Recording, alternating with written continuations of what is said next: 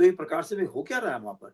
ये तो बिल्कुल ही मैं समझता हूँ कि बांग्लादेश में जिस प्रकार के हालात बने हैं, भारत को पूरे तरीके से अपनी पॉलिसी को पूरे तरीके से रिव्यू करना होगा और निर्णय लेने होंगे और बांग्लादेश को साफ-साफ बताना होगा कि इस समय विश्व की भी ये इच्छा है कि भारत जो है वो सही डिसीजन लेगा और बांग्लादेश को जो है अपने सब को पूरे तरीके से ध्यान से रख के चलना पड़ेगा, वरना हमें जो है लगता ये है कि हमें रिश्ते जो हैं वो नहीं सुधर पाएँगे, उनमें बहुत समय लगेगा सुधरने के लिए। जी, बार-बार बांग्लादेश जो है फेंसिंग करने पे भारत के ऑब्जेक्ट करने लग जाता है। वो उन क्योंकि म्यूचुअल कंसेंट से जब फेंसिंग हो रही है, जो कि शेख हसीना के टाइम हुई थी कि फेंसिंग होगी, लेकिन बारिश आई उसके बाद वो रुका काम और फिर से शुरू हुआ तो ऑब्जेक्ट करना शुरू कर दिया। हम अपनी सीमा पर फेंसिंग कर रहे हैं, आपको मतलब बांग्लादेश को उसमें क्या प्रॉब्लम है? उस पर नहीं भी देखिए 2 ऑब्जेक्ट चीज़ करने लग होती है। जाता है, उसकी बात बेफिज़ूल की बातें क्यों मानी जाएँ? नहीं, हमने बहुत पहले पाकिस्तान के साथ ये मान लिया था कि अप टू सर्टेन डिस्टेंस कुछ डिफेंस स्ट्रक्चर्स नहीं बनाए जाएँगे। लेकिन ये डिफेंस तो ये स्ट्रक्चर्स नहीं है, ग्लोबल ये तो प्रैक्टिसेज़ में स्मगलिंग के लिए है। फेंस जी, फेंसिंग कोई डिफेंस स्ट्रक्चर है क्या? ये डिफेंस स्ट्रक्चर नहीं है ना, तो वो बहाना हुँ, बना रहे हैं। हाँ। और ये सब उनको मेरे ख्याल से पाकिस्तान वाले लोग जो है चूँकि आईएसआई फिर से वहाँ हुँ, बांग्लादेश में अपने जी। पैर पसार रही है, तो जो पहले वो करते रहे हैं और वेस्ट पाकिस्तान के बॉर्डर पे भी करते रहे हैं, तो वही चीज़ें वो उनको सिखा रहे हैं फिर से।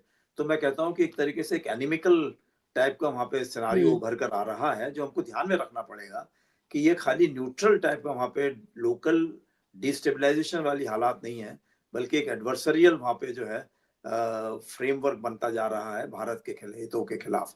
तो हमको ये ध्यान रख के चलना है कि ये कोशिश कर रहे हैं कि 2 एंड अ हाफ जो हमारे यहाँ वो करते हैं कि सिक्योरिटी हमारी करने की कोशिश करते हैं कि चीन को अपने साथ मिला के पाकिस्तान चले। अब वो बांग्लादेश को भी अपने साथ मिला के 3 एंड अ हाफ हमको सिक्योरिटी थ्रेट देना चाहते हैं।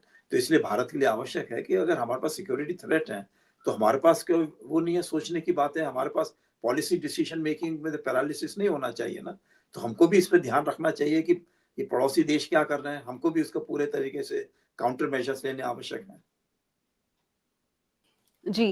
क्योंकि ये भी कहा जाता रहा है हमेशा कि जिस तरह से जो ढाका में पाकिस्तान का हाई कमीशन है, पिछले जो हमारे कई सालों के पहले की मैं बात कर रही हूँ कि उसको ये कहा जाता था कि वो आईएसआई का नर्व सेंटर है और भारत विरोधी गतिविधियों में लिप्त रहा।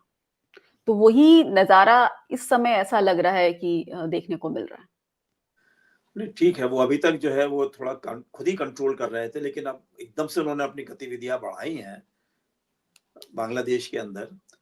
तो वो हमारे जो हमारी भी इंटेलिजेंस एजेंसीज हैं उनको भी अपनी गतिविधियां बढ़ानी चाहिए, लेकिन साथ ही साथ हमको अपने पॉलिसी डिसीजन लेने होंगे कि जो हमारे पास अब नए पैरामीटर्स निकल कर सामने आ रहे हैं कि किस तरीके से भारत विरोधी गतिविधियों को आगे आगे बढ़ाया जा रहा है।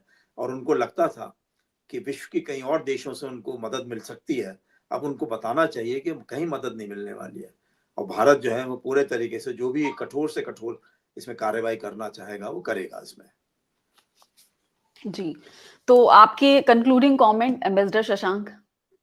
बस यही है कंक्लूडिंग कमेंट्स कि हमारे लिए आवश्यक है कि जो हमने नहीं करा पिछले 75 साल में, अब अमृत काल में हमको अपने जो विरोधी ताकतें जो भारत के अंदर से कमज़ोर कर रही हैं, भारत के बाहर से हमको कमज़ोर कर रही हैं, अपने लोगों को इल्लीगली हमारे यहाँ भेज-भेज कर हर तरीके की क्रिमिनल एक्टिविटीज़ को बढ़ावा दे रही हैं। आवश्यक है कि हम उसको सिक्योरिटी इंटरेस्ट को पूरे तरीके से समझ के चलें, क्योंकि अब देखिए मुझे लगता ये है कि जो नेटो का एक्शन चलता था यूरोप की हुँ। सिक्योरिटी के लिए, अब वो सारा का सारा हमारा एशिया की तरफ जो है झुकाव होने वाला है।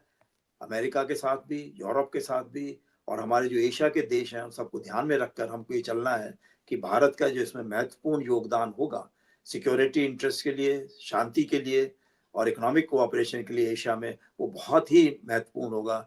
तो हम इसमें जो है, पहल जो है पाकिस्तान को और बांग्लादेश के जो इस तरह की अनडिज़ायरेबल गतिविधियाँ करने वाली ताकतें हैं, उनको किसी तरीके से भी हम आगे ना बढ़ने दें और काउंटर जो भी मेजर्स लेने हैं, पूरे तरीके से लें।